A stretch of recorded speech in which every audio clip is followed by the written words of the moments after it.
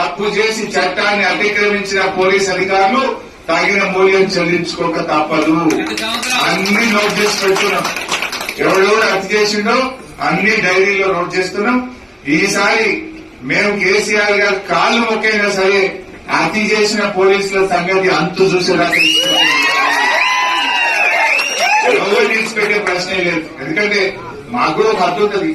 ఇలా మా తమ్ముడు బాలికా సుమన్ ఆదిలాబాద్ జైల్లో పెట్టిండు. నలుగురిని క్యాకన్పల్లిలను అరెస్ట్ చేసి ఆదిలాబాద్ జైల్లో పెట్టిండు. మెదక్ లో 13 మందిని అరెస్ట్ చేసుకుపోయి సంగారెడ్డి జైల్లో పెట్టిండు. ఆమంగల్లో మా తమ్ముళ్ళని తీసుకుపోయి అరెస్ట్ చేసి మహబూబ్ నగర్ జైల్లో పెట్టిండు. అరే ఎస్సీల మీద ఎస్సీ ఎస్టీ కేసులు పెడుతున్నారు. ఇదేమన్నా బాగా దళితుల మీద దళిత కేసు చట్టం కేసు పెడుతున్నారు. ఎస్సీ ఎస్టీకి అట్రాసిటీస్ కేసు అంటే ఎంత గుడ్డిగా గుడ్డెద్దు చేయడం అంటే నడుస్తున్నది. ఇంకా రైతు బంధు ఇచ్చే తెలివి లేదు కానీ ఈ కేసులు పెట్టుకుంటే చేయలేదు.